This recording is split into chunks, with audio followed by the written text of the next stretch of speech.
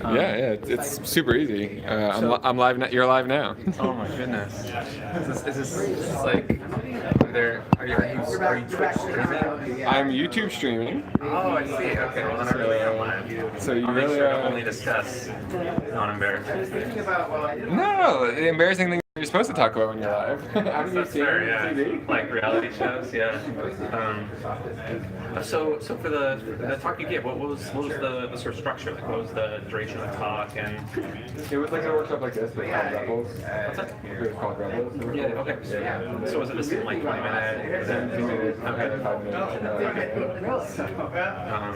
And did you get good feedback then or subsequently? Or? It sparked some nice conversations. It wasn't that. I got most of the best feedback from you and like other people before. Sure. Okay. Yeah. Which is probably good. I mean, like. And the reviewers actually. Yeah. I mean, if you get the really good feedback after you get the presentation, it means that the presentation wasn't as good as it could be with the feedback. So. Yeah. It's been a big adjustment. That's great. Good and bad. Yeah, I think the main compliment I got that I liked was like I got put into a screen. architecture, but you explained why, you know. Oh, that's great. Yeah. 3 months ago, I was at a meetup and someone brought up I have no vision. I was like, oh, I hate it. And then someone was like, why? So there really is like a before and after. Like you've taken a journey of articulation. You're kind of a visionary. That's great. I'm like, Yeah, that's a really neat thing to experience. I feel like I've experienced that a little bit in like preparing this talk. And it's kind of I'm in a better position to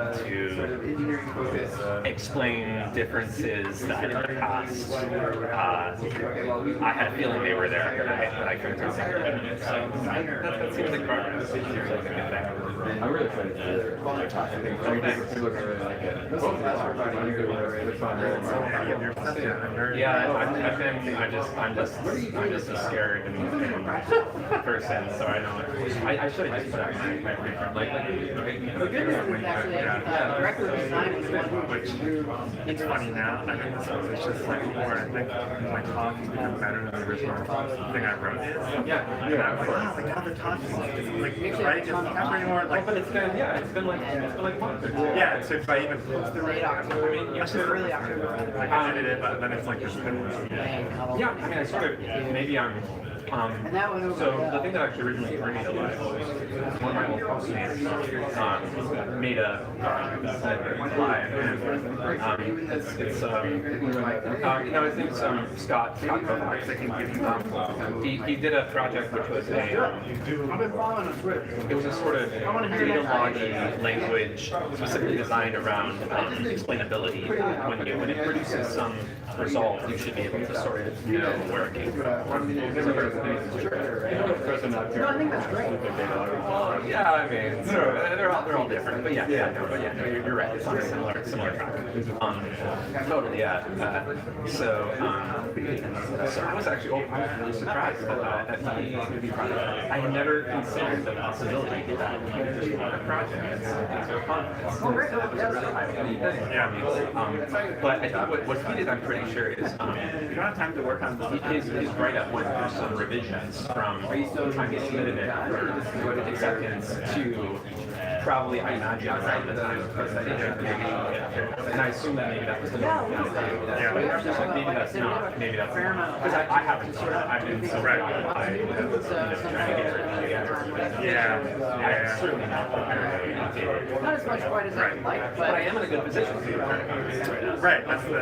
I haven't edited the running at all, but now I could. It's that like being we're said, gonna. so And I kind of feel like forward. Maybe at this point, it's so early in the stuff. It's like we a. kind of are Cut it in like the start. That sounds totally good. Sort of like. Hey everyone, welcome back.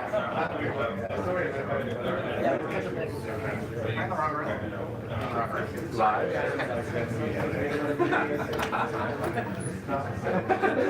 Never mind. That was great. I was like, I don't recognize that guy. Yeah.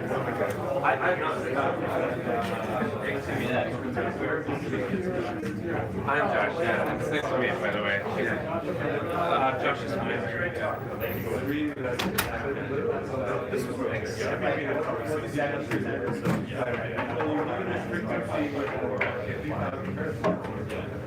I just boosted it up by 1 decibel. I was surprised nobody asked me about my comment. That's good. Why Comcast? Doesn't sound better now, but now it's Oh yeah, I'll tell you all the exciting stories, like ending up at a party with Kanye. Silicon Valley was a surreal place. Okay. So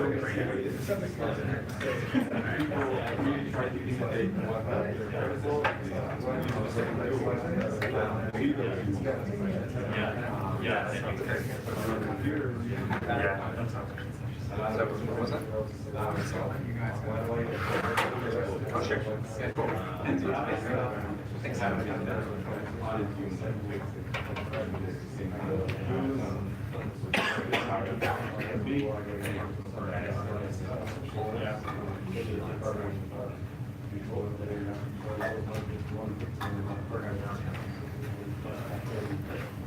I should let you know that it's possible / likely I'll go a minute or two over. So I'm just like, right.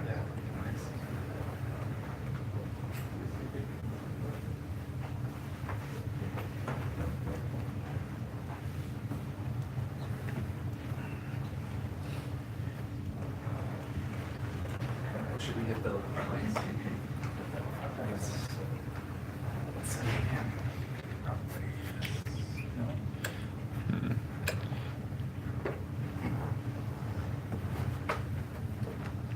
Okay, here's the start of our next session. We've got a few interesting talks coming up. So first up is Jeffrey Litt talking about automatic code documentation. Jeffrey, please take it away. Great, thanks, Robert. Hi, everyone. My name is Jeffrey, and I'm actually currently employed as a software engineer. So the great thing about this is that I can spend 8 hours a day doing user studies with real programmers, including myself, on what people actually need at their jobs. And there have been a couple things I've noticed at work that have kind of led me to do this programming tools research on the side. So one important thing I've noticed is that the company I'm working for is 5 years old, and so we have a bunch of code that we've already written. We're not doing much new greenfield development. And so the limiting factor on us doing stuff is really how much can we understand all this stuff we've already built. And that makes me interested in this question of how can we help software engineers understand the existing programs that are already there. This is the first step to modifying the system. Now, the second thing I've noticed at work is that despite all the really cool research that's been done, including in places like this, on this question, the reality is that most software engineers in the wild are not using sophisticated tools to understand their programs. In fact, there are many experts who have gone on the record saying, I don't even use an interactive debugger. I'm fine with my print statements, right? And so there's this big problem where this work is not really gaining massive adoption, despite even projects like Lighttable that have caught the attention of the early adopter community. And so I think there's this other question of how do we get people actually using these tools in practice? How do we get adoption? Now, this is a question that a lot of people building new stuff have. One approach that I find interesting is to take your new stuff and frame it in terms of something that people are already familiar with and understand the value of. So when the car was first invented, they found success marketing it as the horseless carriage. And there's even one guy who literally bolted a fake horse head onto the car to get the point across. And the thing about this is if you already get the car vision, this looks ridiculous and unnecessary. But if you're still stuck in the horse and carriage mindset, this was a really helpful bridge to get people there. And as we know now, the car was not really limited by this horseless carriage thing. It really progressed on its own from there. So could we do this with programming tools? I want to kind of share my tool, which is one example of taking this approach. So the horse and carriage in this tool is usage examples, which are one of the most helpful things I found in understanding a program. So if you pull up a library README, you hope that you find some examples of how to call the code in the library and what that code actually does, what it returns. At a lower level in the source code, I find it really helpful if above a function, there's a comment that says, here's how you call this function, and here's what it returns when you do that. And I think probably many of you have found these sorts of examples helpful too. They're very concrete, and they help you understand the abstract code. Now the problem is, these are really helpful, but we don't have enough of these sorts of examples. So often, people don't go through the effort of making these manual examples, and there's just not enough of them.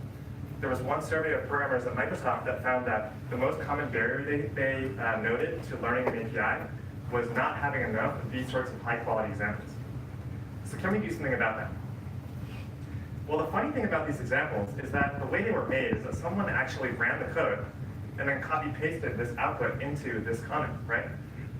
Why are we doing that manually? Can we just do that automatically instead? And that's the simple idea behind this thing called margin nodes. So what we do is we record execution traces when the program actually runs, and we use that as a source of example data. Now the key thing is we don't display these traces in some sort of debugger or trace visualization UI. We want it to feel like you're just reading usage examples. So we show examples across multiple traces together, and we also show them right next to the code. So it's as easy to access as those examples in those comments were. So let's look at an example of how this feels in practice. Here I have some Ruby code from a tic-tac-toe game that I wrote. And we have this game class that has like 2s defined, which says it returns a string representation of the board. And this code isn't doing anything that complicated, but it's still not trivial to understand. So first we have to go and parse all this code in our head, unnecessarily. But on top of that, it's also mapping over this squares instance variable on the game. And if we don't know what that variable has in it, there's no way we're going to know what this thing outputs.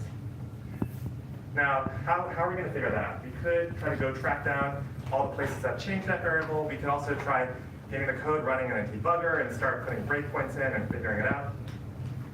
Or we can use margin nodes. So here what we have is on the left side, it's just a code editor. The only difference is that each of the functions is highlighted in yellow. And on the right side, we have this sidebar. And when I click on the function, what I get in the sidebar is just some example function calls that happen to that function in previous runs of the program. And here you're seeing each function call has the return value just printed out there. So I can see, okay, here is an actual return value from that function from a past run. And on top of that, I can dig into the instance state of that game object at the time of that call and see what was in that squares variable so I can understand how the state of that object related to the output that we got. And all of this came for free because I just recorded examples from playing an actual tic-tac-toe game locally. So I didn't have to do any work to get these examples showing up in this sidebar. The other thing to notice here is that because we're not putting these examples and kind of shoving them into text comments in the source code, we get a lot more freedom with how we show them. So there's a lot more space to show many examples, and we can do things like interactively digging into these rich objects. So a quick aside on how this all works under the hood, even though it's not the point of this talk. It's pretty simple. I wrote a Ruby library that instruments, as the program is running, each function call, and serializes every call. So it includes the input arguments, the return value, the state of the object. And we just have this simple kind of prototype web viewer that shows those serialized examples at the right point associated with your code. That's it. The only thing I want to mention about this is that a lot of these details are not really essential details. So you can imagine on the left side, we could have these sorts of traces from other languages. And there's been some interesting work on that recently. On the right side, this is just a prototype viewer right now, but you could imagine this UI living in your favorite editor or on GitHub or really anywhere where you read code. It doesn't even need to be a place where code is running. So because these examples are recorded, you can have this whenever you're reading code on GitHub. All right, so let's look at a couple other examples just to really get a sense of how it feels to use this tool. This is another function from that same tic-tac-toe game. And this code is even simpler, right? So it's saying, did this player win? And all it's doing is checking, did they win in any of the 3 possible directions you can win a tic-tac-toe game? And if not, we return false. So it's pretty easy to read this code, but we still have this question of what is that player argument? And we're in Ruby, which is a dynamic language, so we don't even know the type of that thing. It could be a string or a player ID number or something. We don't know. Now again, if we're reading code in a static environment, we have to maybe track down the call sites here and see what's getting passed in, or run it in a debugger or something. With margin nodes, once again, we're just going to click on the name of the function and see examples. So we see, okay, the player argument is 0, 0 again. In the third example, it's the number 1. Okay, so we've seen examples where it's 0 and 1. And if we ran this program on hundreds of games in production, and it was always 0 or 1, you could actually start getting pretty confident that you're using those two numbers to represent the player. Obviously, it's not a full guarantee of everything that could happen in the future, but just seeing a few examples can be really helpful for developing some initial intuition about just the basics of what's going on.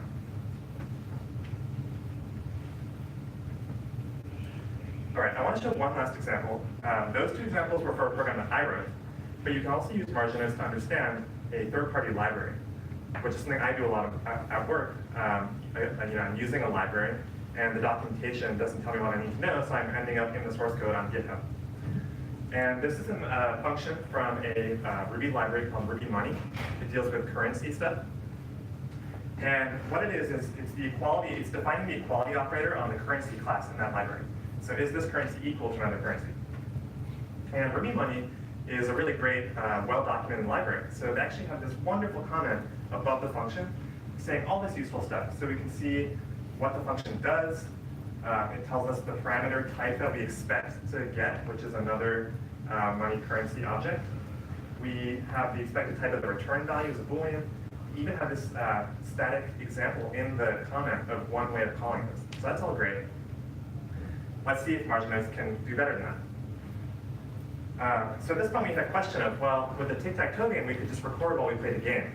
But how are we going to record examples of this library and try to cover all the code in it? So the trick here we can use is to run the unit test suite. Unit test suite is designed to exercise all the code in the library. So all I did is ran the unit test suite and recorded examples with Marginodes. Once again, we click on that function. And the first example here is we're seeing the self object. So the receiver of the method is a currency object. We can dig in there, it's representing the euro currency. And the other currency object that gets passed in, like the documentation said, is another currency object. And we're getting that they're equal. In the second example, though, we notice that in this case, the other currency parameter is actually a string. It's the word EUR for euro. And that's actually a tested case in the test, and the code works for that. So what we have here is this type that's not mentioned at all in the comment that's documenting the function, but it actually totally works. It's kind of this undocumented feature. And the benefit we're seeing here of driving your examples from real runs is that they're just more likely to match the actual behavior of the code. It's a lot harder for things to get out of sync when your examples are actually coming from running the code. We're also getting another taste here of what it's like to get types from examples in a dynamically typed language. So here we've seen that, again, we can't get all the valid types that could appear here in the future, but we have seen that in the past, string did appear and it worked. So that's helpful for understanding the types that can appear in a program. So I hope these examples have given you a sense of what it's like to use this tool.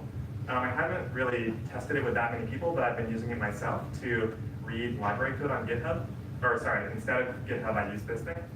And I've found that the most compelling benefit for me is just the speed at which you can access these examples makes this something that you can constantly use as you're reading the code to augment your understanding without it needing to be a big deal of switching into a debugger or something like that. That being said, it's still a very early prototype, so I do want to talk about some of the current limitations and some ideas for how it could progress in the future. All right, so what do we do when the code changes? And these old examples that we recorded no longer match the actual code. There's no silver bullet here. One thing we can take advantage of, though, is that in a lot of real systems, the code is actually running very frequently, more frequently than the code is changing. So, if you're running a backend web service, you're getting requests all the time. So as long as you're recording traces frequently, all we need to do is filter down our examples to the recent ones, or maybe only examples for the current version of the code you're reading. And if you have enough examples, you should be able to find examples to work with. And this is kind of similar to other tools that analyze runtime traces. Like if you're using a performance monitoring tool for your web service, you're going to be looking at traces from yesterday, not from last year. And so it's kind of the same idea. Another challenge is dealing with side effects. So here we have an example from the tic-tac-toe game where we are mutating an instance variable on the receiver of the method. And that's all this method does. But over here, we see the return value and no indication of that side effect. In a language like Ruby, this is pretty tricky. There's some limited stuff we can try. Like one example is, A lot of times side effects are mutating state on the receiver of the method, so we can handle that narrow case by maybe showing a diff of state of the receiver of the method pre-post the method call. Obviously that also misses a lot of stuff, so to get beyond that, we might just need to start asking programmers to explicitly register certain side effects that they think are important enough to put in this sidebar, or just switch to a different language that has a more explicit approach to dealing with that. Third thing, what do you do when you have 500 examples in the sidebar? You can flip through them one by one, but it's kind of hard to gain real insight from that. How can we visualize across many examples to give you a better sense of what's going on in the aggregate? One kind of simple idea is, can we just show distributions of variable values that have shown up? So here we ran our tic-tac-toe game 50,000 times, and the player variable is always 0 or 1, roughly 50-50. And if I saw this, I would be pretty confident that that's just going to continue to be the case. Or maybe we see that 1% of the time it's actually nil. That's interesting. Can we dig in there and start looking at specific function call examples where that was the case, and kind of hone in on the ones that are interesting to us? And I think this is kind of, for me, reminiscent of using a performance monitoring tool where you have all these perf traces and you can filter them down by various characteristics. Except the cool thing is, instead of just stack traces and performance data, we have these variable values, and those are really useful for actually understanding what the program was really doing, not just how fast it was going. The last problem with the current version of margin notes is that each of these function call examples is shown in isolation. And you can't ask questions like, why was that called with that value? What called it? Or what happened after that? And so I think there's a lot of room to think about using each of these function call examples as a jumping off point to then exploring more fully a single execution trace that you now have found out that you care about. So this is kind of your index into the one trace that you care about. There's been a lot of work on that problem. This is a super rough mock-up I've put together of what it could feel like. On the bottom here, you have a stack trace over time. And on the top, you just have little snippets of code showing the currently active part of the stack you're in, and then the arguments. It's kind of similar to what we had in margin notes. So this is kind of zooming out of a single function call example, when you could now, click around in that one execution, see what happened, gain more context. But again, at this point, you could just start applying all the work that's been done on visualizing a single trace. And on that note, I should mention there's a lot of related work that's kind of around this project in different areas.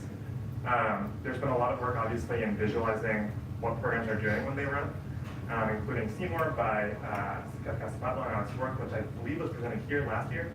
That was focused on really this problem of visualizing a single trace. Again, white table.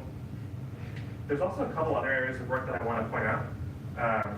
There's a project by Elena Glassman and colleagues called Examplor, which is focused on this same problem of providing API usage examples to programmers and identifying that as a really important thing, but taking a different solution approach. So they're mining different source code snippets from GitHub and synthesizing them into a single kind of combined example that's useful to programmers. Different from margin notes, because in margin notes we're using runtime traces and dynamic information as opposed to just the code. But I think you could imagine combining them in some way. And the other thing I want to mention is there's this Python project called MonkeyType, which is actually in production at Instagram. And what that thing does is it records the types that it sees in production at runtime, and it uses that to suggest source code type annotation comments. So it's kind of a similar idea to margin notes. My project goes a little further than types, so you get the specific values. And also by not shoving them into source code comments, but keeping them in a separate place, you get some benefits around just being able to show more of them. But it's kind of a similar idea of how can we use these recordings to make the experience of reading the source code easier. So for me, again, it all comes back to this question. There's all this incredible work that's been done, but how do we get people actually using it in practice? And the approach I propose is to take something that people already find useful and familiar, which is usage examples for your code, and kind of reimagine it in a different way that still feels familiar to people.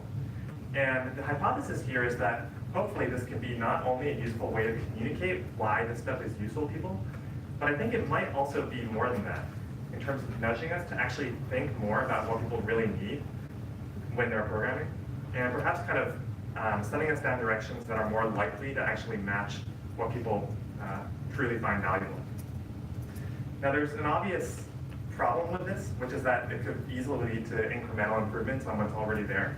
And I think that's a real danger of thinking this way.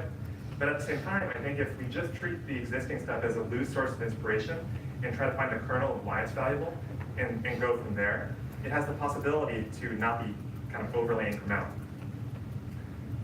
There's a lot of other stuff that people find valuable that we could work off of. Take print debugging. Everyone says not to do it, but everybody does it all the time. And what is it about print debugging that's so compelling? Can we understand that and then reinvent a new version of print debugging that's better, or start from print debugging? You know, I thought about building a tool that starts out literally as just a print debugger, so anyone can start using it that way. But actually, it's recording full snapshots when it prints, and so you can go back later and see more stuff than just what you printed. And can we start kind of thinking in that way? And I hope this framework prompts you to think about what are the other tools that you or people you know find useful in understanding your programs, and can we use that as a source of inspiration for building newer, better tools? That's all I got. You can see the full kind of web essay version of this talk at that link, and if you follow me on Twitter, I'll be posting that link, but also more updates on this sort of work. Thanks so much.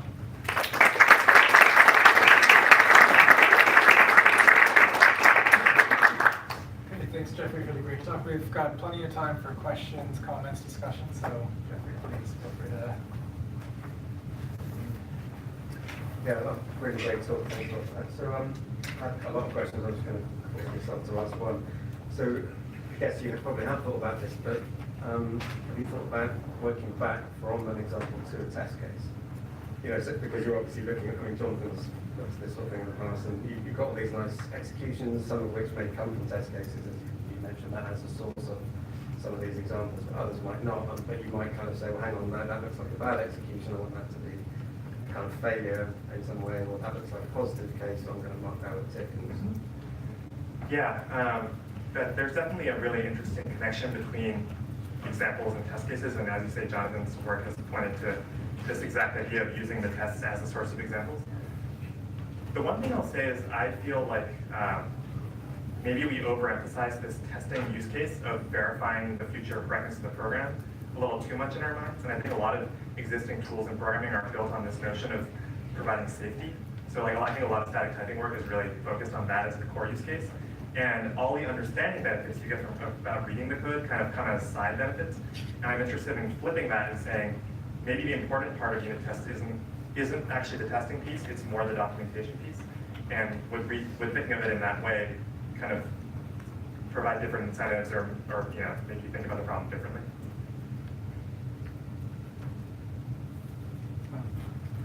You said that there were code examples in the documentation that were produced this way.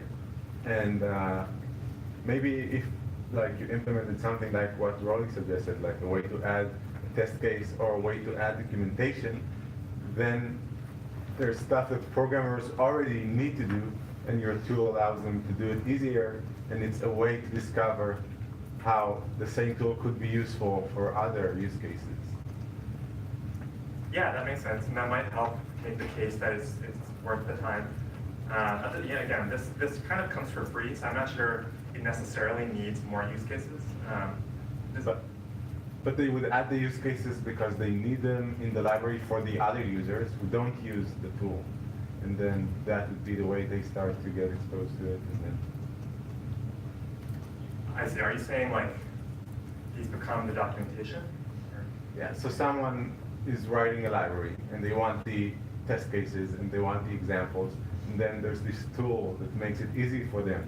And it doesn't have to be that the whole world has to use this tool to get the benefit, because it just helps them to do things the old way, which is kind of like I see. Yeah, I think that makes sense. I would again just bring it back to, I think staying laser focused on the single use case of when I'm reading some code and I want to see some data is the most likely place to produce value, and maybe there are other side benefits, yeah, that come with it. So you mentioned that a current focus is to kind of use examples to kind of understand existing code bases, and then maybe as a future step as a way to kind of support modification. I'm wondering what some of the implications for tracing and rendering would be in that setting where you're actually making changes to the code too. Yeah, the connection between this recorded trace thing and true live programming is something I've I've thought a lot about. It's tricky because the examples we have here are not really, they're just serialized data. And so you can't do stuff like pick up from where this example left off and tweak the program and see what changes in this example. I think that would be a really interesting new direction for this, if you could take any of these examples and start modifying it and playing with it more. But it would also there would be trade-offs there. Like, you get a lot out of just recording the past and not needing to have it be something you can start re-executing again. But I think, yeah, some sort of, if anyone has ideas on how you can connect this to a live programming workflow, I'd be interested in hearing about them. You mentioned this case that was called a runtime where you get the parameter, the name of the currency, right? And right there I start thinking, oh, this is something I definitely want to see on my top snippets and start thinking. And then when you went into that problem, and I thought you were going to mention this idea that you suggested to me. I never thought about this. It is, you kind of want to have examples that are relevant. There is diversity there. So how you got that? So maybe derive kind of function of distance between two examples. And like player 0 or 1, and you think a score 1000 and 1001, make it relative to it. Player 0, 1, which actually may be not relevant because it's symmetric, is theoretically, chances are it's more important than a number that is 1001 is the one. And give a higher weight to types. Then you mentioned, I didn't know, the thing of Instagram, I don't know about it. They say that they look at types only. But you can have something really like, by the way, those cases that are not documented, there are higher probability of having bugs in them. Maybe they're not documented because they're only half-baked. Yeah, I think that's a great point. I think there's clearly an opportunity here to better sort the examples or show you the top 5 that are useful. Yeah. I do want to say, the point of this is not to capture the full state space that can happen in your program. I think this is not the tool for that. And so what's been interesting to me is that in practice, even with this completely random, it's literally just ordered by when they happen into the list. Right. Just flipping through a few of them for me has been really helpful for building up a quick understanding that's broader than running it a single time. It's kind of like you ran it 10 times, but you just did it instantly. But the vision is that you're going to see like 5, 6, 7 examples, and then people get tired. I don't look past Totally, 5. yeah. And they're the typical case. What you want is to get diversity there. I agree. I think sorting would be, would be great, and I think even without it, Yeah. just random examples Yeah. kind of starts to That's show the true. value. Yeah. Yep. You brought up the relationship to live programming and stuff. So there's some folks called, it used to be called RunKit, I don't know if they're still called RunKit, where what they were doing is they were capturing the entire state of the virtual machine at like every point in time, and they came up with a clever way of doing that. And then we're able to do exactly what you described, where it's like, okay, starting from this point, move forward.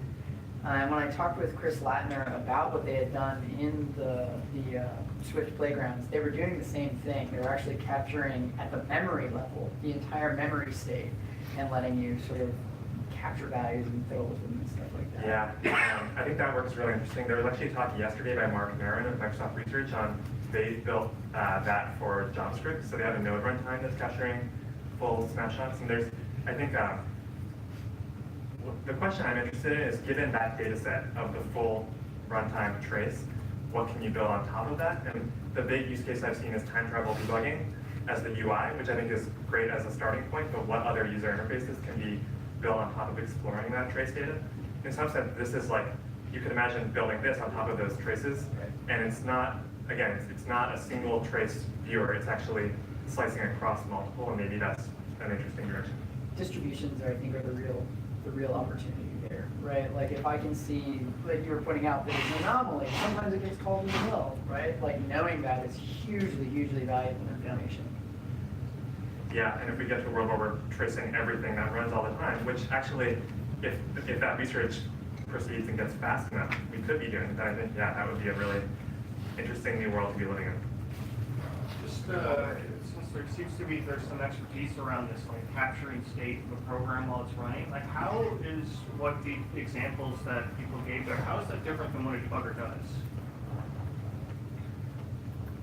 I think the key difference is just that you go back and go to any point in the execution and restore the state at that point. Yeah. So it's not just a single slice in time. Yeah, but then, oh, so it's just sort of saving the state and then being able to restore it. But it's essentially doing the same thing debugger does. It's just an extra step, maybe is one way to put it. Yes, but doing that extra step fast so you can run your program for real while you record is, I think, the challenge. Yeah, absolutely. Okay, let's do one more question while Josh sets up. Unless somebody else has got one. I don't want to steal the question, but yeah, I was wondering whether you thought about generalizing to sort of arbitrary sub-expressions rather than just functions, or how easy that would be. Great question. So I did think about that. Function call granularity was easy to implement and is also a particularly useful starting point because often that level of granularity encodes something important that the programmer intended to be an abstraction boundary, so it tends to be useful. And I think having this for every sub-expression and variable in the function would add more to it. So that could be a good next step. Okay, let's thank Jeffrey again.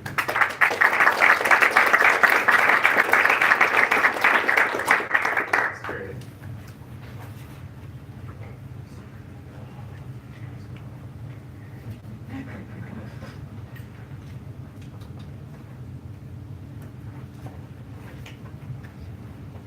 Okay.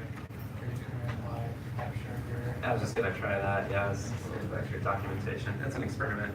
Okay, great. So next up is Josh Horowitz, going to be talking about programming with visible data. All right, well, hi everyone. I'm here to present a project called Pain, which is a system for programming with visible data. So the kind of programming that I'm interested in with this project is what I call data processing. And when I say that, I mean it in the broadest possible sense. Data processing is whenever you're turning one kind of data into another.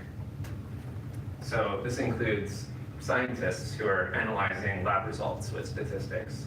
It includes a geographer making maps. It includes a computational poet making a Twitter bot that makes rhyming iambic pentameter couplets. And it includes people telling servers what to do. They're all processing data in their own way. And our job is to make this data processing visible and live. So one set of hints about how to do this comes from functional programming. And functional programmers have a really special relationship with the idea of data processing because to them, all programming is data processing. They build their functions, functional programmers build their functions out of pure functions, which are those that take in data and produce new values without side effects. So a big benefit of this way of thinking is that you can take small functions and put them together to make large functions in a really comprehensible, composable way. And that way you can build up these big functions from small ones. And when you do this, the execution of a compound function is, you can see it as a chain of distinct, concrete data values connected to one another by these functions. So here in the live programming community, we're really interested in giving people the ability to see what they're doing when they program. And it seems like functional programming provides a really great opportunity to do this. You can visualize these functions. All you have to do is show the data at every stage of the function. It's just sitting there at every stage of execution. Since the program isn't much more than the values being transformed, seeing these values gives you a really powerful window into what your program is doing. But the reality is that functional programmers don't tend to program this way. They tend to program using representations that look a lot more like this. And the tooling that they're most used to using isn't tooling that's based around data visibility. It's something like static typing, which provides an indirect window into what a program is doing in lieu of direct live visibility. But I believe that the scientists and artists and other data wranglers deserve to see the data that they're processing. So we're going to try adopting a principle, which I call the principle of radical visibility, which says that all data should be visible by default. And the project I'm going to show is, in many ways, just a straightforward exploration of the consequences of taking on that principle. So the project's called Pain. It's a prototype live programming interface for general data processing, which means not any domain in particular. It's built around a functional paradigm. And design-wise, it occupies a pragmatic niche between traditional text coding and a flow-based language, as you'll see. And all along, the important goal is that it follows this principle of radical visibility. So I'm going to spend about 10 minutes sharing a demo with you, and I'll show you the mechanics of how pain works. And then we'll zoom back out afterwards and reflect on some general principles from that. So, time for the gymnastics.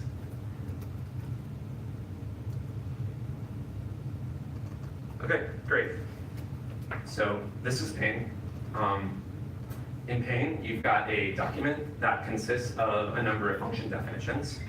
So here there's a function visible that's called normalize. On the left is the inputs to the function, and on the right is the body of the function, its definition. Already we see something that's a lot different than traditional programming, which is that the programmer who made this function provided an example value for the input. And this is just a straightforward consequence of that principle of data visibility, because if you want to see what a program is doing using data, you need to have concrete data going through it. So we can look into these input values. The programmer actually provided a number of different possibilities that we can select and see how they flow through the program in different ways. We can also go in and change one of these inputs with the keyboard, or we could grab it and scrub it around and see how that change flows through the program. So now it's time to focus on how the program is actually constructed on the right-hand side there. In this case, the program consists of one graph, one big connected graph. That isn't always true. You'll see other examples soon. But this graph is consisted of nodes, which contain values, as well as calls that connect these values together. And these two calls here, divide and length, are other functions that the programmers defined in this document. I hid them for clarity, but I could unhide them so you can see how it works. So this is the length function, for instance. But a better way to do that is to actually see how it's being used in context. So here, this length call can be expanded, and here you see the definition of that length function in the specific context of the values that it's using here. So I could scrub around and see how that also plays into this call. So that's really important, the ability to dive into other layers of abstraction, but also to hide them when they're not relevant to what you're doing. So another important thing to mention is that in this call that we expand this length call, this call is not a reference to another function that's defined in this document. It's just a piece of JavaScript code, because at the bottom, this system is running on JavaScript, and it also bottoms out in little snippets of JavaScript, which provides some nice flexibility. So another important comment to make about how this works is that we see how values are connected with calls, but they're also connected using names. This input V is referred to in these two nodes using this token V. So inputs are always connected to things using their names, but you also have the option of using names to connect intermediate values. So for instance here, this length is an intermediate value. So I'll refactor it out as a separate value, as a separate graph, pardon. And now the length is being computed up here, and in order to reconnect it down here, we should give it a name. So I'll call it how long, and then down here, I can refer to that how long. And now we have really the same program that we saw before, but refactored into sort of two separate row steps. So Pain tries to give the programmer the flexibility of using these different representations in whatever way makes their code clearest. So that's the basics of how this works. I'm now going to show what it's like to make a function from scratch. So as an example function, we've got an array here. Pain represents nested JSON-style data using these boxes with little tags for their keys. So this is an array of records of two friends who maybe we want to greet. So we want to construct a string greeting them all. So what we're going to do is make a function.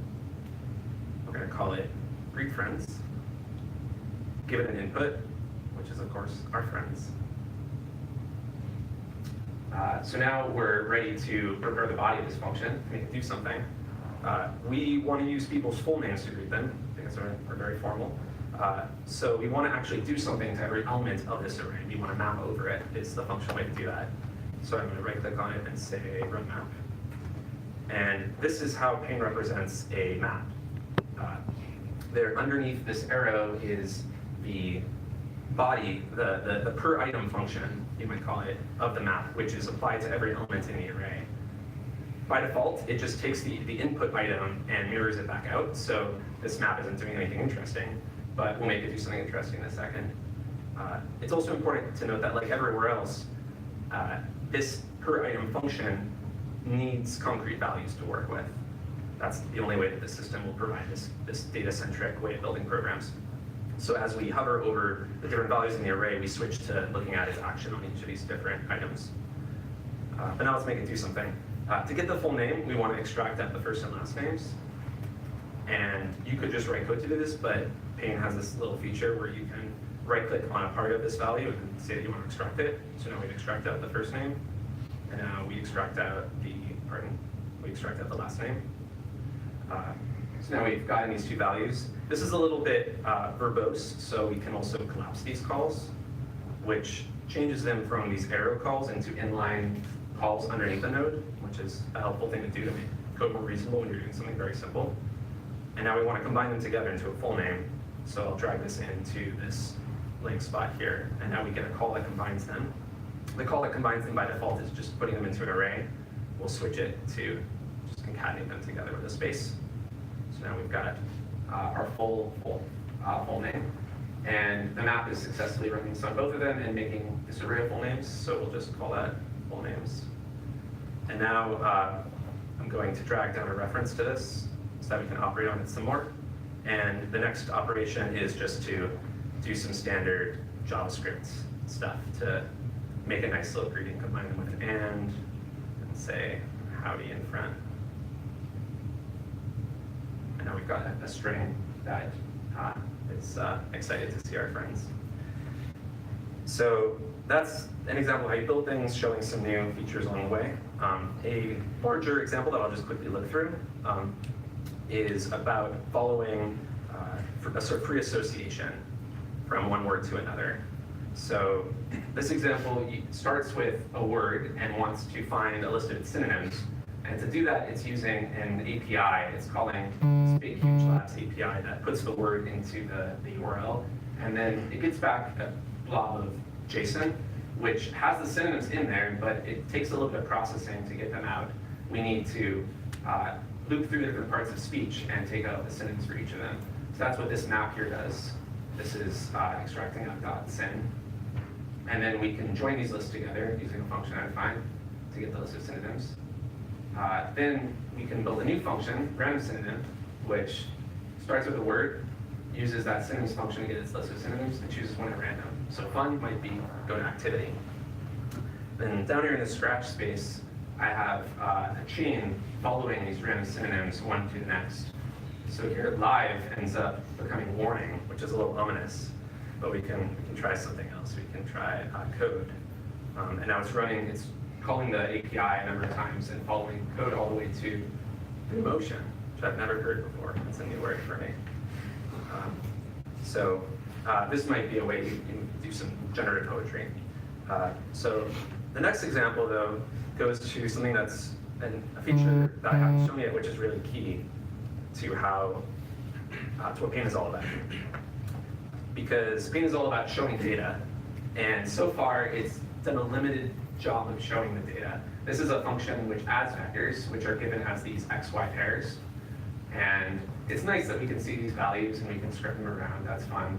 But we're not really seeing the vectors because a vector has a really powerful and natural representation as a little arrow, a little arrow. So to remedy this, I added a capacity for Payne to build diagrams and then use those diagrams as visualizations. So what do I mean by build diagrams? Well, I've got a set of library functions which construct different kinds of shapes. So for example, makePath takes a list of points and then constructs a path from them. And we could see how that, well, that's not a good script. We see that as we change the number around, we'll get different paths. Or we can run combined diagrams, which takes multiple diagrams and combines them together. So using these, we can make something to visualize a vector. So there's this function here, draw vector, which, starting with an input of a vector, it makes a shaft for it, it makes an arrowhead, starting with a template, standard template, and then rotating it and translating it to the right spot. And then it puts them all together to make the arrow that you need. So that's great, but we'd like it to actually be a pervasive visualization that we can use to understand this add vectors function. So what we do is we wrap it in a function here called visualize vectors, which is using a conditional, which I haven't shown yet, but it's what you'd expect, which checks any input and sees, does it look sort of like a vector? And if it looks sort of like a vector, it draws the vector and it returns that. Otherwise, it returns nothing. So now that we have this wrapped version, we can enable it as a pervasive visualization. And then every single value in the system is run through that function to see whether it should be visualized as a vector. And these are vectors, so they should be. And hopefully we have a good scrubbing experience here. Yeah. So as we scrub around this input W, we see how it combines with V to create this in a much more direct visual way. So one last demo of the fun that you can have with visualizations and graphics is that I made this function called triple, which takes a shape, scales it down by a factor of 2, and then translates it in 3 different directions. Translates it down by this vector, up right by this vector, up left by this vector, and then it combines those together, so you get this triple version of the shape. And so we can start with a nice big polygon here, and then we can call triple on this to triple it, and then we can call triple on that, and triple on that. And what we're doing here is, that starts to become clear, is we're building this fractal structure. But it's a live fractal because everything in here you could go in and mess around with. So you could try using a different starting shape or play around with. Oh yeah, it becomes almost like a circle if you have enough sides. That's a neat effect. So that's what I have for demos, but now it's time to step back and see what's really going on here. So, last room passed. Okay, so, oh, and also, I ought to unmirror.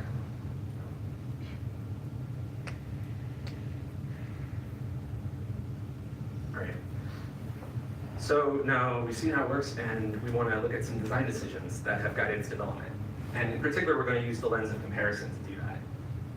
So one comparison jumps out really immediately, which is that Paint looks a lot like patch-based programming environments.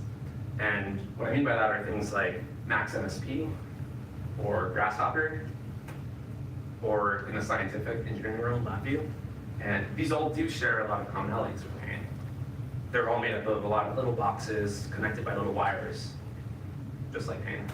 But there are 2 really important differences that I want to highlight that distinguish Paint from the environments. And those other environments, I'll be calling them patch-based programming environments from now on. So the first difference has to do with what might at first seem like a subtle or superficial point, which is that in these patch-based environments, the boxes always represent functions or processes. And what that means is that data is represented by lines that connect the boxes. You could schematically represent that like this. Data travels on wires and functions live inside boxes. But that's actually the opposite of what happens in Paint, where you have the data living in the boxes, and the functions are just these wires connecting data to data. And this is actually an important distinction, because it reflects fundamentally different metaphors about what these systems are doing. These patch-based systems were inspired by electrical networks, like modular synthesizers. With a modular synthesizer, you have modules that do different things, little function boxes, and you patch them together with cables, and signals travel along those cables. But this means that the data, which is the thing you're most interested in seeing, is trapped. It's invisible inside of those cables. So when you use a modular synthesizer, you don't have visibility by default. If you want to know what's happening on one of those wires, you need to patch into it and hook up an oscilloscope. That's a peeking through a keyhole kind of visibility. The patch-based systems, they follow this electrical metaphor, so they're bound by the consequences of that metaphor.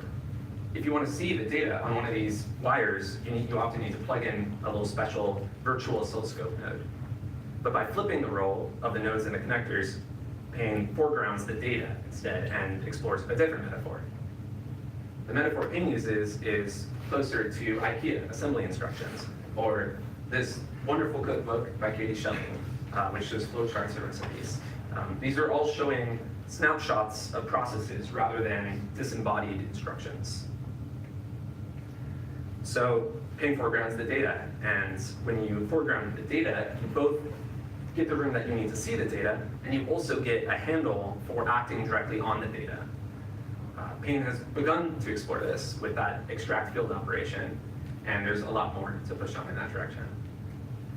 Another difference between Payne and patch-based environments has to do with the layout and the structure of programs. And here again, the difference comes down to the underlying metaphors that these systems use. So there's a common criticism of patch-based systems, which is that programs can become monstrous spaghetti. And I think this is a result of the system's single-minded commitment to the patching metaphor, that all a program is a bunch of nodes connected with wires. Payne doesn't follow that approach. It uses graphical elements only at a small scale to show small chains of connections.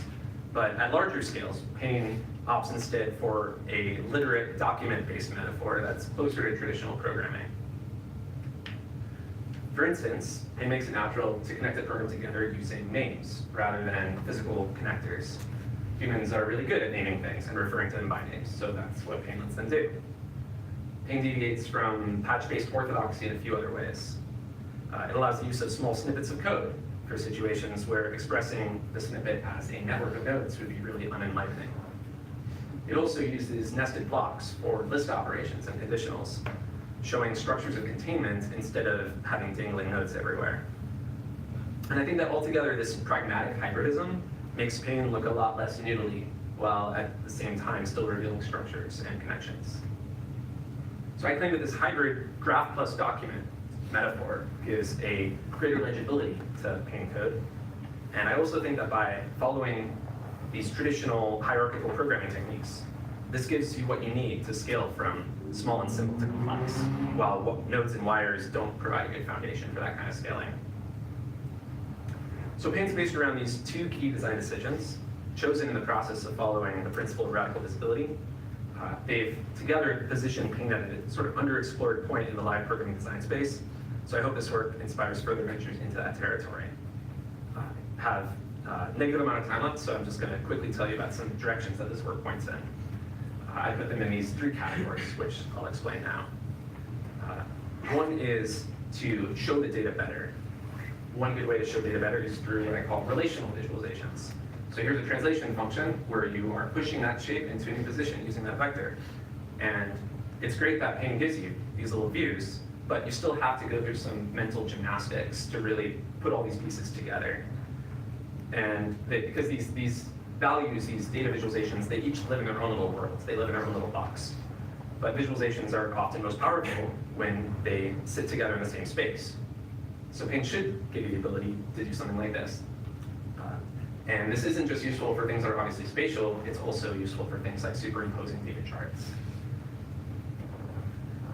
The second category is not just to show data better, but to give the programmer a better way to work with data, which means using direct contact with data as part of the process of building programs. So one idea is if I have this array of arrays, and I want to join all of the arrays together, maybe I don't know offhand the right function I used for that. So what I do is I add this question mark call, and I fill in what the output of that call ought to be, asking Payne to use this example to search for a function. And it finds just the right function and slots it in. So this is programming by example, and it's an idea that's really richly explored already, but I'm particularly excited by how well it fits in with Payne's example-centric style of programming. The last example of ways that Payne could expand has to do with fitting it into a broader context and making it an effective tool in the world at large. So one part of this story that's really important to me has to do with connecting with other tools, because it's fun to make visualizations in Payne the way that I showed you, but it's just not the right tool for the job at all. Apparatus, on the other hand, is a direct manipulation editor that lets you drag shapes around and program them directly in the canvas. It's designed around medium and diagrams, so it's a much better environment for making visualizations than Paint is. So I think you should be able to make visualizations for Paint in Apparatus. Or if you're making some kind of explanatory interactive diagram in Apparatus, and you run into some data manipulation task that Apparatus isn't quite up to, you should be able to pull in a program that you made in Paint. So I think this points towards a vision of a vibrant ecosystem of these heterogeneous domain-specific live programming tools that can each leverage each other's strengths. So with that, I'd like to extend thanks to all the people who have contributed to the projects that inform this work. I'm sorry I didn't get to discuss some really important related work. And I also want to extend thanks to the live reviewers and the community. I look forward to your questions and conversations.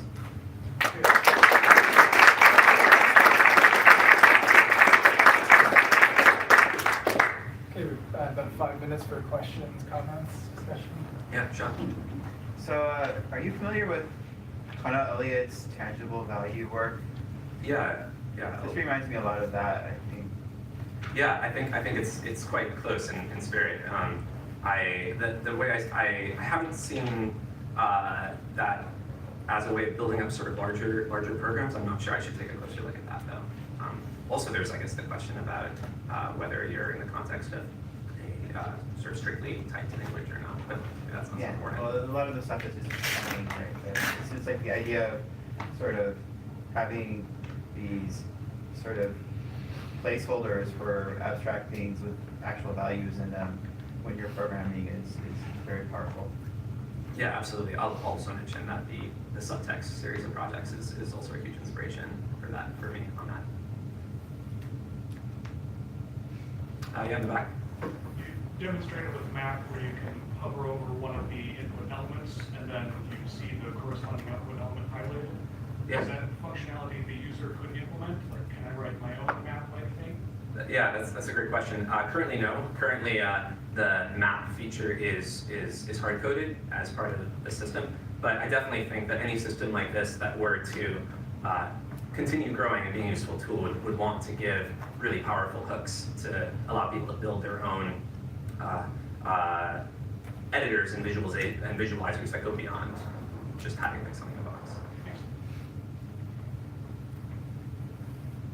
Oh, yeah, Jonathan. Very nice. So I just have to ask the obvious question of have you thought about, when the data gets a little bigger or when it gets a little hairier in terms of maybe references and heap? Yeah, well, so the references in heap, I think is maybe alleviated by using a sort of a functional model of it. So you're assuming it's functional data? In this case, yeah, this is all based around immutable functional data. But the question about what to do when the data gets large is still a very relevant and hairy question. And in fact, it's something that I've already really run into, just building things like those things that process that JSON data. I don't have any ideas offhand. I think that's going to be really important work. Some of it could just be things as simple as being able to intelligently detect when data gets large enough that it can't meaningfully fit in a single human view, and providing instead a kind of expandable view. Something like that could even go a long ways. But I think that is really at the core of actually making a system like this effective. So it's important. Okay, sure, yeah. In the paper Sean referenced, Connell Elliott criticizes node and wiry or patch-based languages because they make a visual distinction between functions and values, and yet the power of functional approach is that there is no distinction, or there's less of a distinction between functions and values. But it seems like you've found a way to overcome that because you do use high-order functions. Yeah, I would say more just that I'm not, in building this, I haven't tried following the view of functional programming, which is highly centered around higher order functions. I have some skepticism of the real visibility of higher order functions. If you package together a closure with all sorts of dangling information and then you try passing that around and through chains of higher order functions, it seems really challenging to make that really visible. So instead I've sort of done this just single layer, giving people the ability to do things like maps and filters. At the same time, going to larger kinds of more sophisticated programs, it might be important to add that kind of higher order functionality. So, very interesting avenue for research. Yeah. So I have a program that joins random functions of polynomials, the cosinus, exponential, etc., and then draws it. And I love your approach because I thought that it would be nice to visualize all the steps of combining all the functions together.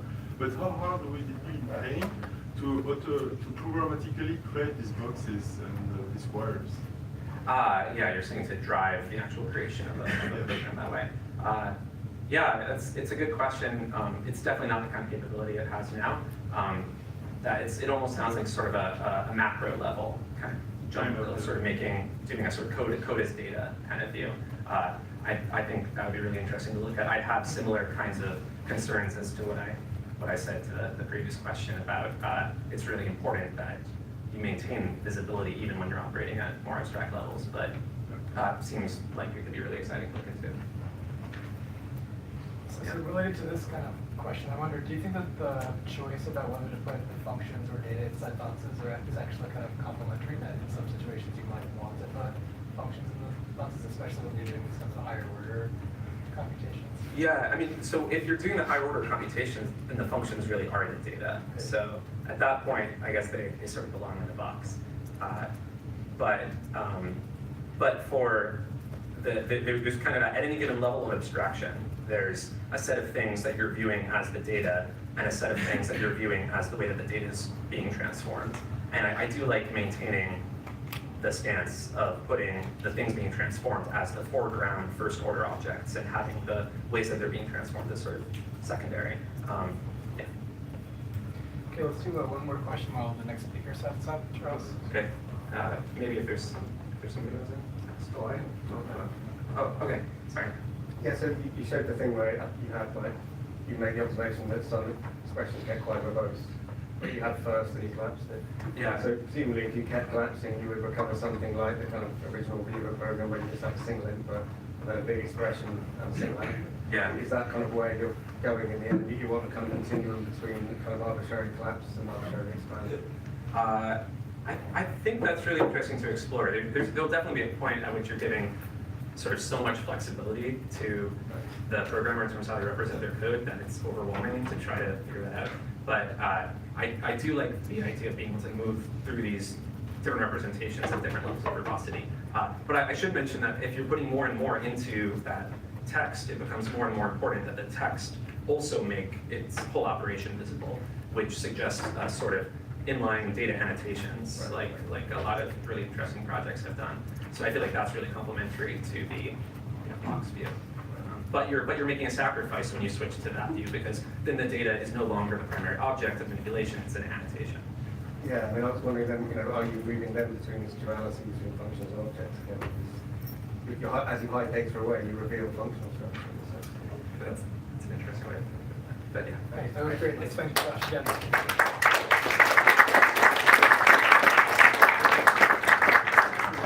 Okay, so next up is Charles Roberts talking about real-time annotations and visualizations. Morning, everybody. So I'm specifically talking about them in the context of live coding performance, and I know there's been some presentations at this workshops involving live coding performance in prior years, but I want to at least briefly touch upon what it is. So in the live coding performance, performers get up on stage with their laptops, they plug in the projectors, they plug in the speakers, and they create works of algorithmic music, algorithmic art, by programming it live in front of the audience. And so this is a picture of a particular type of live coding event called an algorave, where instead of having DJs that take turns performing one after another, you have coders that take turns performing one after another, getting up on stage and writing code to create music for people to dance to. And so in addition to these kind of informal events, I should mention there were over 100 algoraves held around the world last year, so it's gone from being very fringe to somewhat less fringy. There's also more formal concert events. So this is the Laptop Orchestra of Louisiana, and they're performing using software that I developed called Jibber, which is a browser-based software for doing this style of performance. You can kind of see it in the foreground there. This is a picture of the Princeton Laptop Orchestra using another software environment I developed called Jibberwocky. Whereas Jibber is designed to run totally inside of the browser, Jibberwocky is a browser-based editor that you use to control external applications like MaxMSP or Ableton Live. And so in developing these environments and in doing these types of performances over the years, I started, of course, questioning, what does it mean to actually show code to the audience, and what understanding are they going to gain out of it? How can I improve that understanding, or potentially give something for people to latch onto that might not be coders at all that are coming to these types of concerts? And I guess I'll also mention briefly that in addition to the colleges, there's a couple of dozen colleges and universities that have used Jibber, but there's also things with kids. This is a workshop at Louisiana State University where middle school kids learned Jibber for a couple of days and then gave group performances. This is a after-school program in Armenia where students used Jibber for 2 weeks and then gave solo performances at the end of it. So I'm going to move into the kind of show some examples of how I've kind of approached hopefully improving audience understanding and engagement through real-time annotations and visualizations that are added to the code editor. And this was submitted in the web essay format, so you can view the web essay, and all the examples are interactive in the web essay, which you can access from the program schedule from the conference website. And I'm going to gloss over a lot of this because I don't have enough time to go through all of them. I want to leave a time at the end to do a short performance. So let's start with this one. No, this one. Okay, so in this little example right here, I'm creating the synthesizer, and then I'm going to sequence some notes, playing every 8th note, and I'm going to randomly choose between 3 different notes in the pattern. There was an easy way to turn that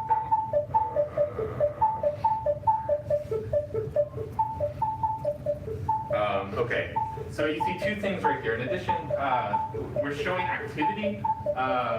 We get this indication that something's actually happening right here. It's showing which one of the elements is randomly being chosen at any moment in time. So you kind of have this association between the numbers, which are indices in a scale, and the sounds, the pitches that you're hearing. And we also have this kind of rotating border effect. You see it constantly going around here, and it's also present over there when the values repeat. And that's just giving some indication that it is a repeating value, and how many times it's repeated modulo 4. So there we have this kind of basic indicator of activity, and showing the phase of these different patterns that are present inside of here. The next example I'm going to show is taking musical pattern data and then doing inline modifications of it. I was first inspired by a performance in 2011 by Thor Magnuson using his language, Dixielang, where he had self-modifying code that was doing similar types of things here. So I've got a kick drum that's going to be static, and then I've got this drum pattern down at the bottom where each one of these notes that I've got right here are just these symbols are corresponding to different samples that are going to be played back in order. And then every measure that goes by, I'm going to rotate that pattern.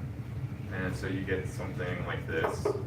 Oh, you can't even hear the kick drum on that speaker. It's there, but so you can see the pattern kind of moving around right there and changing over time. There's all sorts of different pattern transformations we can apply to this besides the simple rotation one that we've done right here. And when I stop it, it resets back to the original values of the pattern. And the idea behind that is that you can go and you can code a performance, take the whole thing, copy and paste it, and have some likelihood of being able to recreate it if you went back and re-executed the code again, because you have the original starting points for the musical patterns that you modify.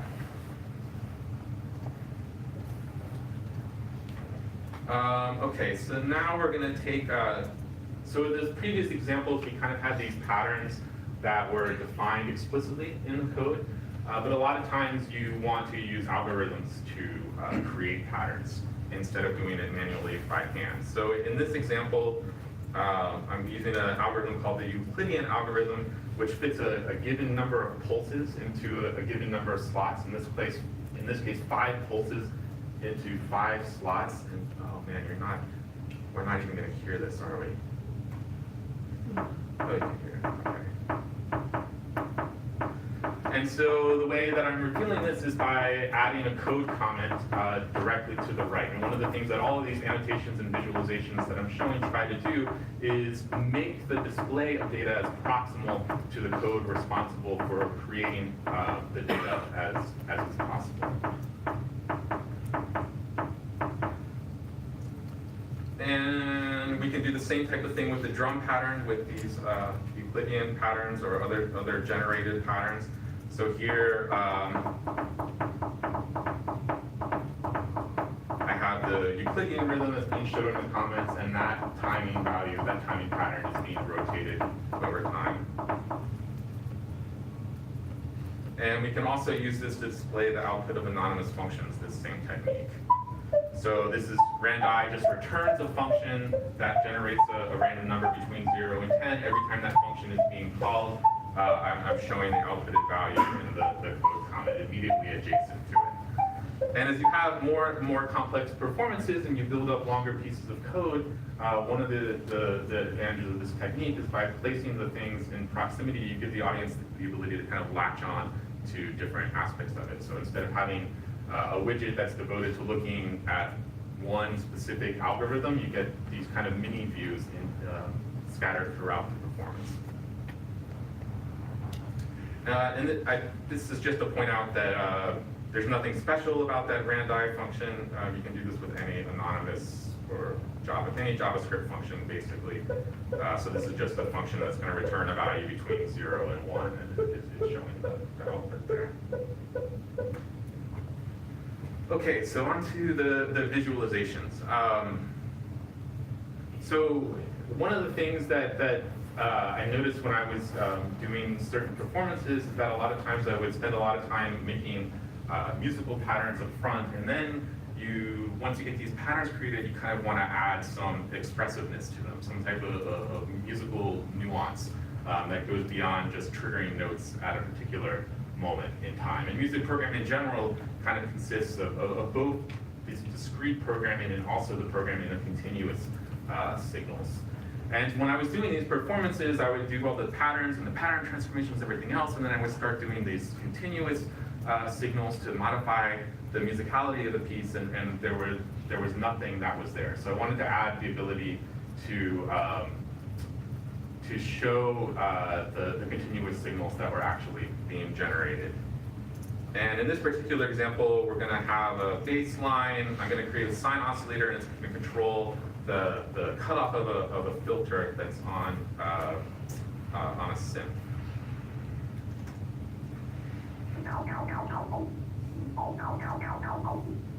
So as the cutoff frequency rises, you get more high frequency content in the sound. As it gets lower, the sound becomes inaudible of the speaker. And yeah, you have this visualization that's showing the output there. And the visualization is actually looking at the last, I believe it's 2 seconds of the waveform's output. And the scales that are present there are dynamically adjusting to whatever the current content is. So you can have widely varying signals, and it'll give you an idea of what the range is at any given moment in time.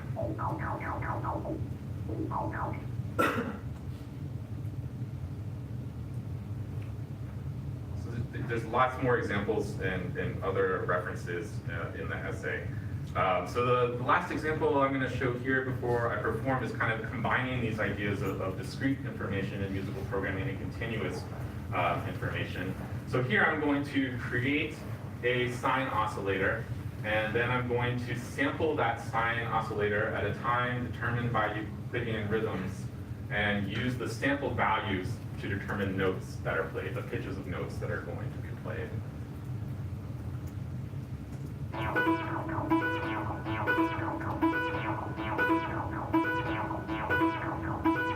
So you can, if you listen, you can sort of maybe follow along with how the blue dots at the top go up and then they go down.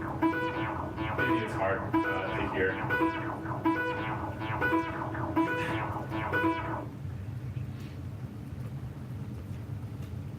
Cool. Okay, so now I'm going to try and do a short performance, and I think, yeah. maybe you can get some feedback about whether it helps or hinders. This is using a new beta version of the software for reasons that I'll talk a little bit about in a second.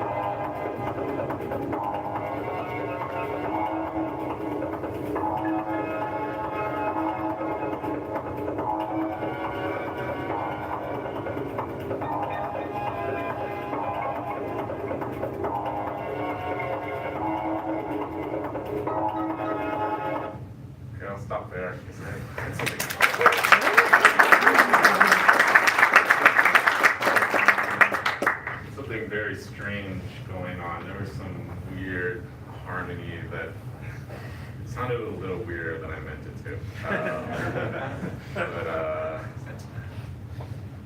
So yeah, so some of the challenges with doing this for me so far, One is just using JavaScript and having it be such a dynamic language and trying to account for all the different ways there is to do things, from there being 2 different ways to define functions to everything else. So trying to account for all the different edge cases in terms of actually marking up the code and figuring that out is super painful and annoying.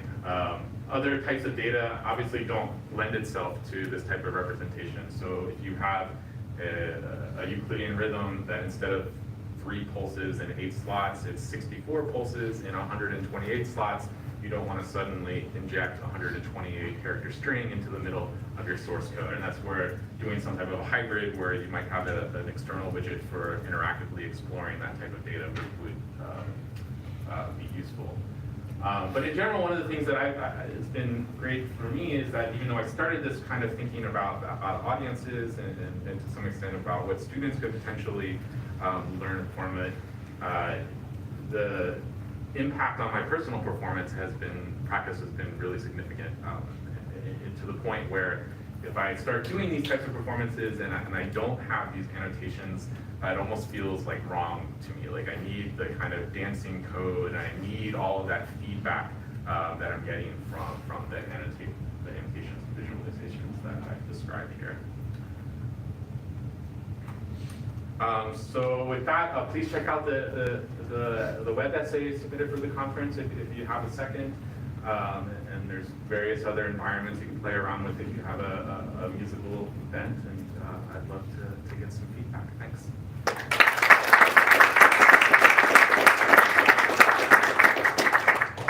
Yes, we've got time for either an encore or questions. So your outputs are becoming graphical, but your input, I think, is still all based on text. And obviously, there's a lot of other musical interfaces that have inputs that are non-textual. I'm curious if you thought about the input side becoming less text-based or typing-based in some way. Yeah, I think it's an interesting question that other people have dealt with more in live coding performance than I have. There is kind of in regular Jibber a reactive mapping thing where you can do things like take a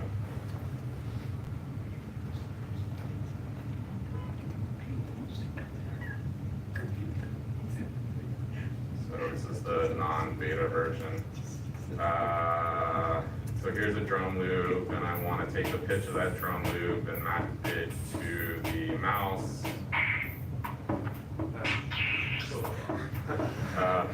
And you can do that also across graphics, audio-visual modalities, which is kind of fun. So I could make a knot here and start it spinning.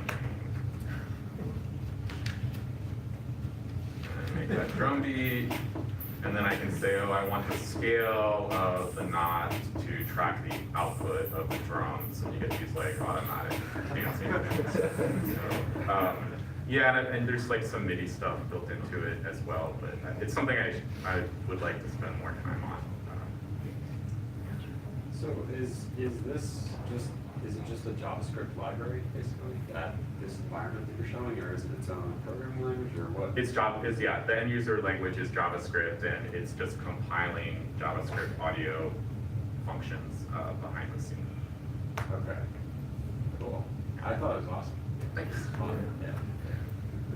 Yeah, that was so cool. Thank you for doing that. And my question is, you mentioned that you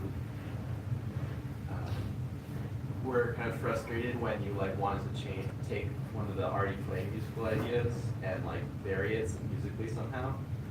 And I heard that, but I didn't see how you were addressing that.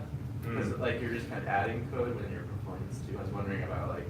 It was like a 3-minute performance. Yeah. So, I can show you an example really quick that I think is pretty good. So this is using Jibberwocky, the system I mentioned that integrates with Ableton Live. And so I'm going to play some piano music, and then you'll hear when all this, I don't know if this speaker will convey it, but you'll hear when all of a sudden I add the basically velocity information to it, so changing in how hard the piano values are being played.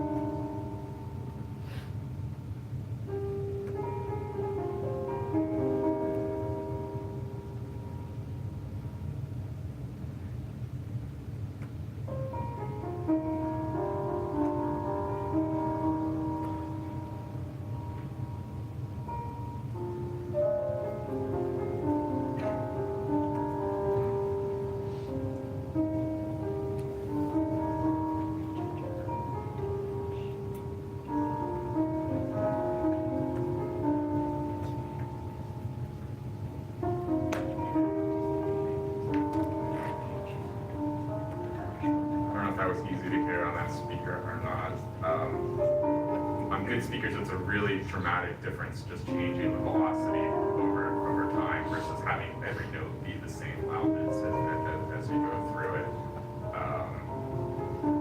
So that's like one example. Yeah. So have you found that you write code differently or format code differently based on the visualization that you know will pop out? I definitely write code differently based on potential errors in the visualizations and annotations I know that I might encounter.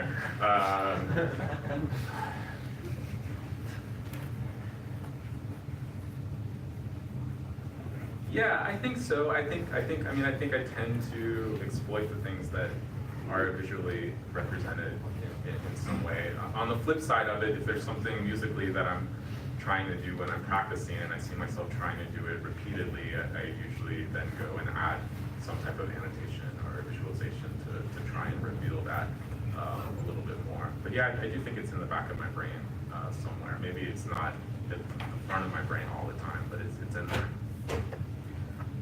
Yeah. Have you ever heard a glitch for like a delay in compilation or garbage collector? Or Yeah, well, so the audio thread used to run in the web audio API has this thing called a script processor node, which lets you run the audio process in the main thread. And that's how it used to run. And I would hear, obviously I would hear it all the time in that particular situation. But now they have a thing where you can write JavaScript functions that get executed in a separate thread and still stick it into an audio graph. And that's taken away with the vast majority of that. It might happen once or twice in a given performance where I might hear it. The last performance I gave was at a conference for, it's called the Web Audio Conference, and I asked afterwards, actually before I gave the performance, I was giving a talk on the audio library, and I told people to listen for it during my performance, and nobody heard one. I heard one, but everybody said it was okay. In one of the examples, you had several drum sets going, and just looking at things jumping around on the screen, and with the sound, I was unable to get started matching which drum set went to which annotation. Do you have any ideas? No. Yeah, not really. The only thing I can say is, and the first example in the essay online is like a big section of code where everything starts playing at once, and I point that out, that like looking at it all happening at the same time, it's really hard to make heads or tails of it. But if you're watching as I code each separate one of them, and there's a moment in time where you can start, you hear that instrument kick in, then it becomes a little bit easier. Yeah, I don't know if there's an easy, it's a good question. Something to think about more. Yeah. So I've been wondering about whether you could use some of these visualizations for things other than kind of music or sounds. I mean, you've already talked about graphical things, but I'm just thinking more generally like time varying data. So like if you imagine you could scrub through an execution of a program and sort of visualize how variables are changing and stuff like that. It just seems like there's potentially quite a few interesting, thinking about pain, for example. If you could compute the integral or something, or visualize, you know, a function over time as a graph rather than as a point. That's interesting. Yeah, and I think it's a question of when it makes sense in terms of so for me, like when I'm doing these performances, one of the advantages to these kind of automated things is like I can't really afford to spend time explicitly watching state of different variables. So having it happen automatically makes a lot of sense. Having it happen next to the code makes sense. So you can use the entire editing environment to display multiple things that are happening. But I just wonder in the process of like using a timeline and just having a separate graph for the variables that you're particularly interested in is more efficient, or if there are times when you would, I guess I could imagine times when you would just want to see all the state, like in like, yeah.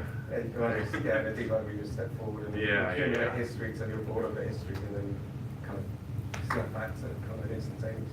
I mean, it's different because in this case, it's showing you the most relevant, or I hope, as much as I can, I'm trying to reveal the most relevant data to the musical processes that are happening, as opposed to everything. So in that sense, maybe it does make more sense, or it has a different application than a debugger scrubbing back and forth through it. So maybe there are some cool applications for doing that type of thing. Okay, that was really cool. Let's thank Charlie.